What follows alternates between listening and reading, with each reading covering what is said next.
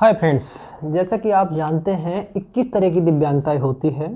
उदाहरण स्वरूप किसी को कान से नहीं सुनाई देता, किसी को आंखों से नहीं दिखाई देता, किसी को हाथ पैर नहीं है, किसी को पोलियो वगैरह हो गया। तो इस तरीके से हमारी दिव्यांगताएं होती हैं। अगर हम आँखों की बात करें, आँखों से संबंधित 2 तरह की दिव्यांगता की श्रेणी होती है। नंबर 1, किसी को आँखों से बिल्कुल भी नहीं दिखाई देता, उसको दिव्यांग माना जाता है और उसको हम सामान्यतः अंधापन यानी ब्लाइंडनेस श्रेणी में रखते हैं।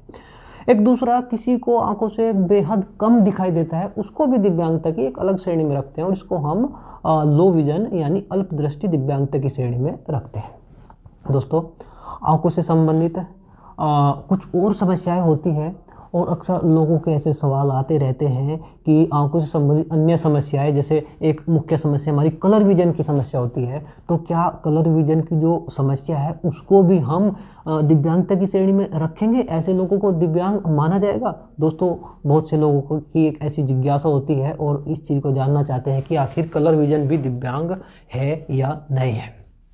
दोस्तों, कलर विजन को हम दिव्यांगता की श्रेणी में नहीं रखेंगे। ऐसे लोगों का दिव्यांग प्रमाण पत्र नहीं बनाया जाएगा। क्यों, क्या कारण है, इसी चीज़ को लेकर मैं यह वीडियो आपके सामने लेकर आया हूँ।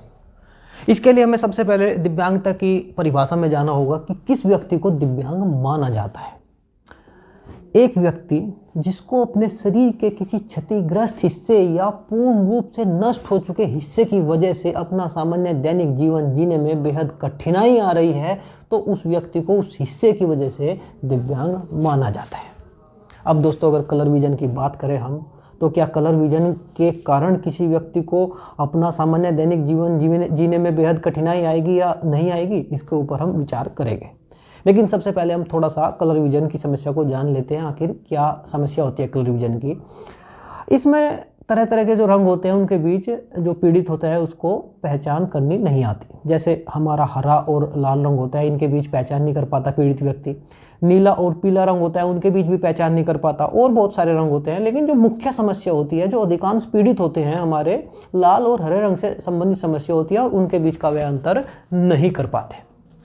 अब दोस्तों, क्या हरा और लाल रंग और अन्य जो रंग होते हैं, कलर विजन की जो समस्या होती है, इसकी वजह से लोग अपना सामान्य दैनिक जीवन नहीं जी पाएंगे?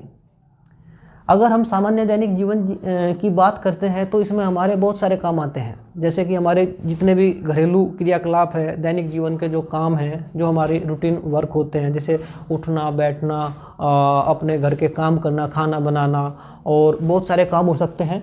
इसके अलावा कुछ काम जैसे हमारे शिक्षा है, पढ़ना लिखना होता है और हमारे नौकरी व्यापार के मामले होते हैं, आर्थिक क्रियाकलाप के मामले होते हैं।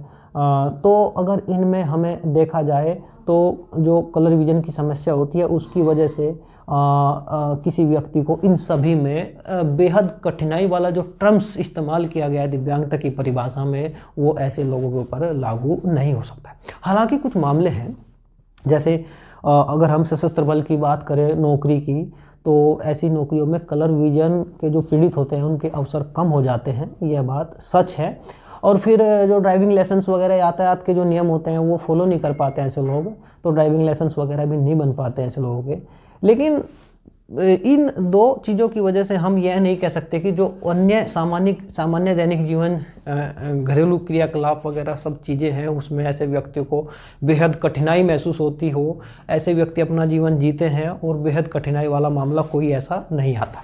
तो इसी वजह से कलर विजन लोगों को, कलर विजन पीड़ितों को दिव्यांगता की श्रेणी में हम नहीं रखेंगे। उम्मीद करता हूँ दोस्तों आपका जो एक कंसेप्ट है वो इस बारे में क्लियर हुआ होगा। और अगर आपके संज्ञान में कोई ऐसा व्यक्ति है तो आप उसे जागरूक करें और उन्हें कहें कि आप दिव्यांग नहीं हैं, आपका दिव्यांग प्रमाण पत्र नहीं बनाया जाएगा। धन्यवाद दोस्तों।